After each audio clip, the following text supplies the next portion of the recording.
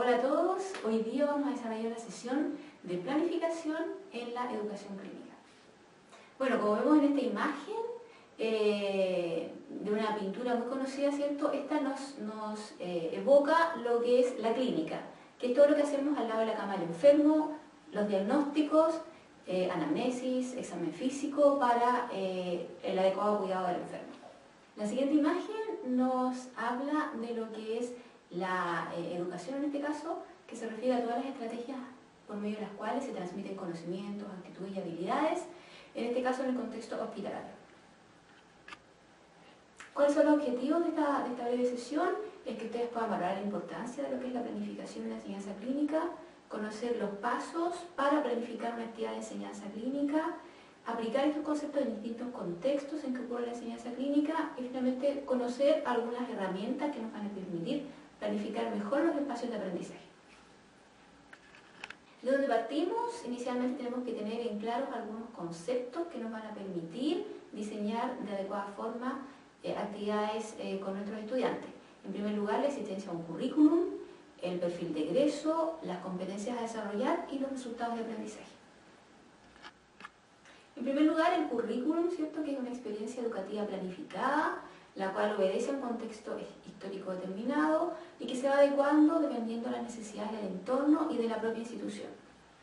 El segundo elemento es el perfil de egreso, que es una declaración de todas las competencias que tiene que poseer un egresado en nuestro programa o carrera y que nos orienta hacia dónde tenemos que dirigir nuestras actividades de formación.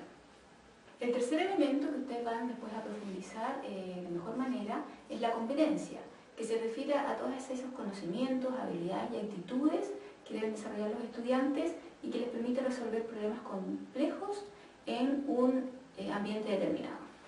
Finalmente, los resultados de aprendizaje nos van a permitir operacionalizar estas competencias en elementos medibles, evidenciables y que el estudiante debe lograr al final de alguna asignatura o un módulo.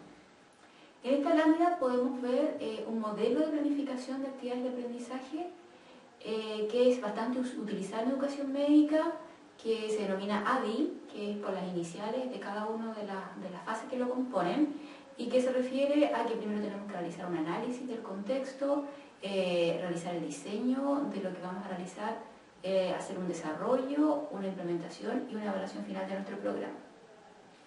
En la fase de análisis es importante recordar que el programa formativo debe estar contextualizado a las necesidades del entorno, a los elementos de salud pública, por ejemplo, que son relevantes.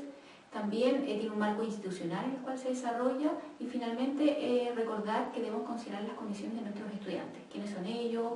¿Cuáles son las etapas del ciclo vital en que están? ¿Cuáles son sus necesidades de aprendizaje? ¿Cuáles son sus estilos de aprendizaje? Su nivel socioeconómico, etc. Todas las características de los estudiantes nos sirven para adecuar el programa formativo que después tenemos que desarrollar. En el diseño se deben plantear los objetivos o resultados de aprendizaje, cuáles son las estrategias que se van a priorizar para el aprendizaje y finalmente cuáles van a ser los instrumentos de evaluación. La etapa de desarrollo va a requerir la producción de todos los materiales que yo requiero para implementar mi proceso de enseñanza-aprendizaje, guías, textos, instrumentos, etcétera, tanto para los procesos de aprendizaje como para los procesos de evaluación. La implementación se refiere ya a cómo vamos a hacer en la práctica esta planificación, ¿verdad? Con todas las barreras con las cuales nos podemos encontrar, los recursos que vamos a requerir y, por ejemplo, la preparación de los profesores, los docentes, para poder adecuarnos a los requerimientos de los estudiantes. Finalmente, la evaluación nos va a decir qué tenemos que mejorar en este programa formativo que ya ha sido implementado. Finalmente, nuestro programa está orientado a que el estudiante vaya adquiriendo competencias, pasando a ser desde un novato a un experto. La enseñanza en ambientes clínicos tiene sus propias características que la hacen un poco distinto a la enseñanza que puede ocurrir, por ejemplo, en el aula.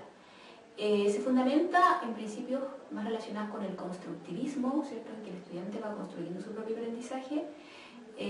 Además, tiene sus propias estructuras y sus propios métodos y es fundamental la creación de un ambiente de confianza donde el estudiante se sienta que puede desenvolverse de manera natural y que no va a ser recriminado o humillado, ¿cierto?, en estos ambientes.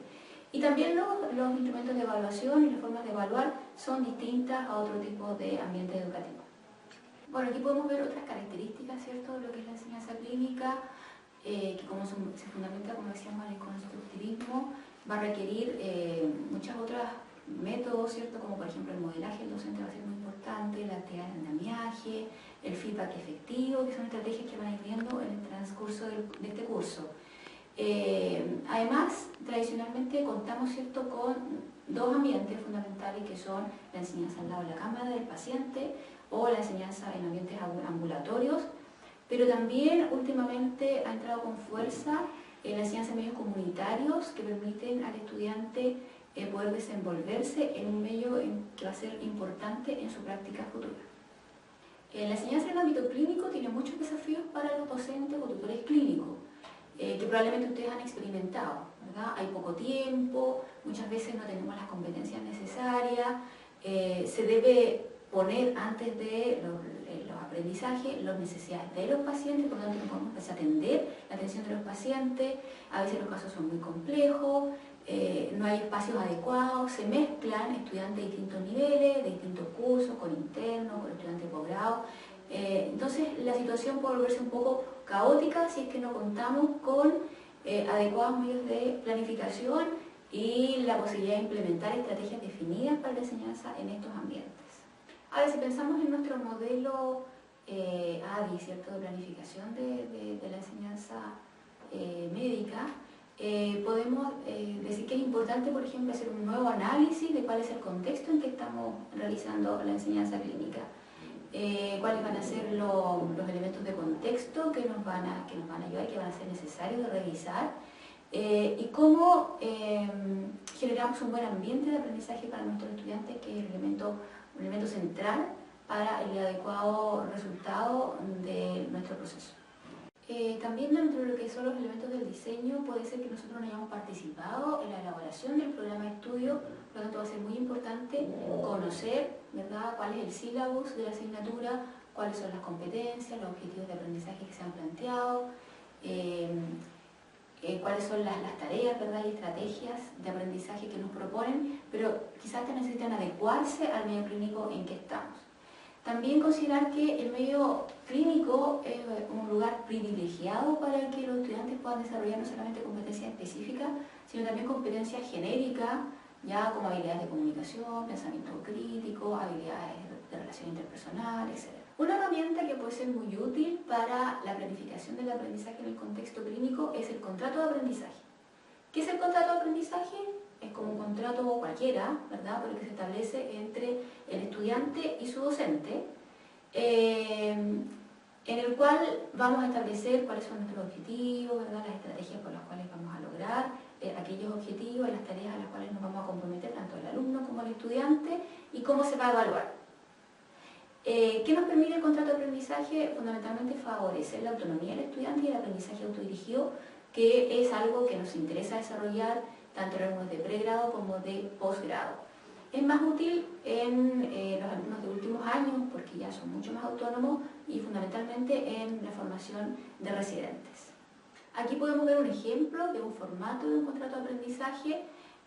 Como ven, es un documento explícito, ¿verdad?, que incluso va con la firma tanto del docente como del estudiante, en el cual de común acuerdo se planifican tanto los objetivos a lograr en ese periodo de formación como las estrategias, las tareas y también el cómo evaluaré yo mismo como estudiante mis avances en el aprendizaje y cómo voy a evidenciar ante otros que estoy logrando los resultados.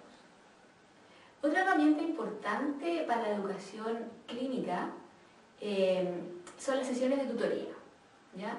Generalmente las tutorías ocurren de una manera muy espontánea y probablemente todos ustedes han tenido experiencias en la realización de las tutorías. Pero como es una experiencia de aprendizaje, también debe ser planificada, por lo tanto es importante acordar con el estudiante los tiempos, los objetivos de cada sesión de la tutoría y ojalá dejar un registro de cada una de ellas.